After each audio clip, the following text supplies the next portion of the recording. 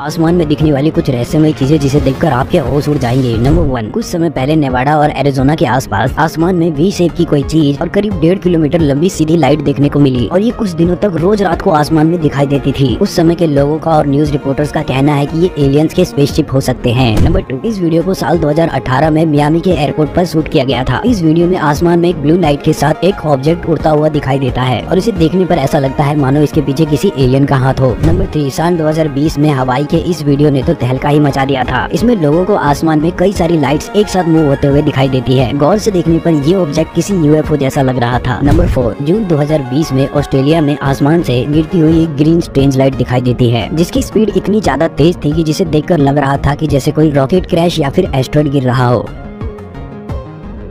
नरभक्षी पिशाचों के जंगल में क्यों चले गए विक्रमादित्य और फिर क्या हुआ? एक बार विक्रमादित्य एक महायज्ञ करने की तैयारी कर रहे थे। वे उस यज्ञ में चंद्रदेव को आमंत्रित करना चाहते थे। वह अपने महामंत्री के साथ विचार विमर्श कर ही रहे थे कि महामंत्री के घर का एक नौकर वहां आकर खड़ा हो गया। महामंत्री ने उसे देखा तो समझ गए कि अवश्य ही कोई गंभीर बात है, अन्यथा वह नौकर उनके पास नहीं आता। उन्होंने राजा से क्षमा मांगी और नौकर के पास जाकर कुछ पूछा। तभी नौकर ने कुछ ऐसा बताया कि उनका चेहरा उतर गया और वे विक्रमादित्य से विदा लेकर उसी क्षण वहां से चले गए। विक्रमादित्य समझ गए कि महामंत्री मुसीबत में है। उन्होंने नौकर से उनके इस तरह जाने का कारण पूछा तो नौकर हिचकिचाया। जब राजा ने आदेश दिया तो वह हाथ जोड़कर बोला कि महामंत्री जी ने मुझे आपसे सच्चाई नहीं बताने को कहा था। विक्रम ने कहा, वह मेरे बड़े ही स्वामी भक्त सेवक हैं और मेरा भी कर्तव्य है कि मैं उनके कष्ट का हर संभव निवारण करूं। तभी नौकर ने जो बताया उसे सुनते ही विक्रमादित्य की रूह कांप उठी। आगे की कहानी जानने के लिए चैनल को सब्सक्राइब जरूर करें।